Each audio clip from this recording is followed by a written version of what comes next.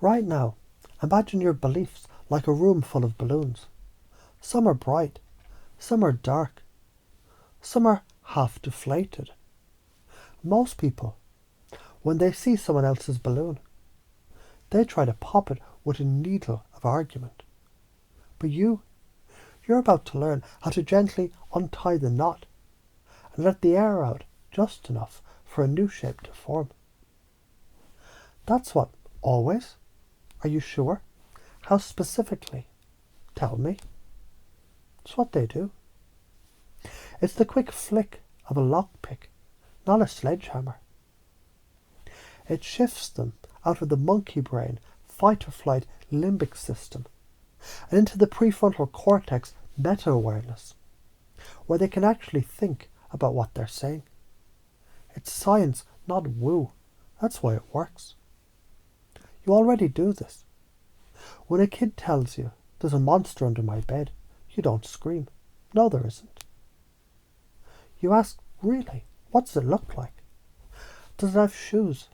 Is it eating cookies?" And the kid starts giggling. Fear dissolves, belief loosens. You already do this. When a friend says, "I'll never be good at this," you instinctively say, "Never? Not even once?" Their shoulders drop. The word never melts into maybe sometimes. Again, you've already been hypnotic without even knowing it. So how do you do it bigger? Imagine you always did this. Every time someone hit you with a rigid belief, politics, religion, work, relationships, you didn't clash, you questioned. Always. Are you sure? How specifically? Tell me. You'll become the kind of person who never fights but always wins. The person who dissolves arguments with a single question. The person who doesn't burn energy but channels it. That's the future that you're building right now. Don't do it. You keep butting heads, wasting energy, tightening up, reinforcing their bullshit. Do it.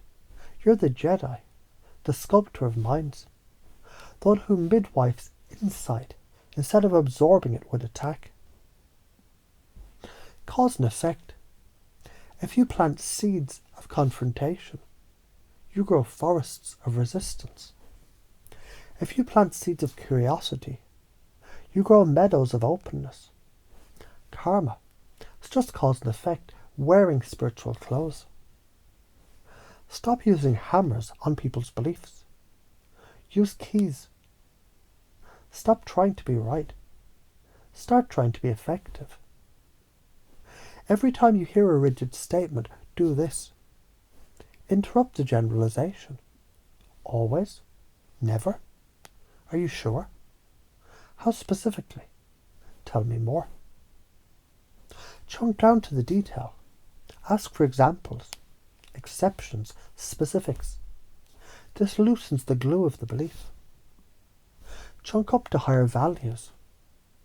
What's important to you about that? What does that give you? This elicits their criteria and their values. Paste their values.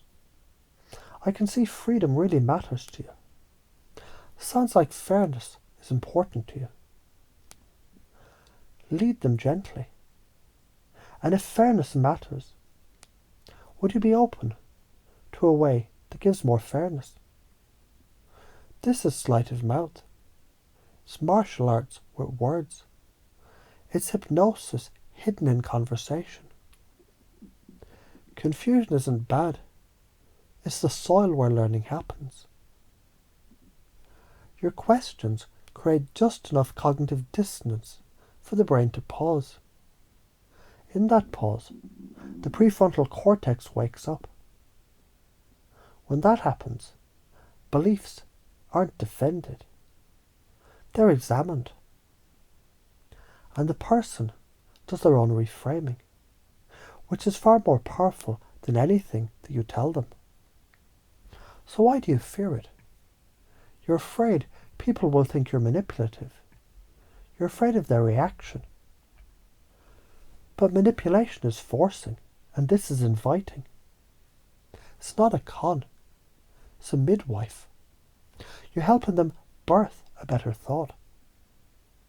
The patterns that drain you, that's just how it is. Always, never. I can't. They won't change.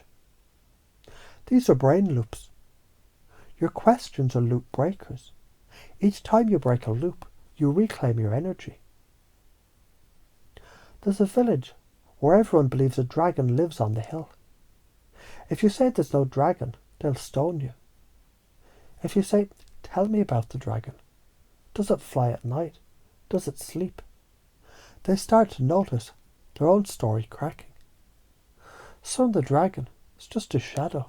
Then it's gone. That's how you slay dragons. You make people describe them until the illusion dissolves. From now on, every time you hear a rigid belief, part of you automatically wakes up and smiles. Your tongue shapes the magic words. Always. Are you sure? How specifically? Tell me. Your energy stays playful, warm, even a little cheeky. You don't fight, you sculpt. You don't push, you pull.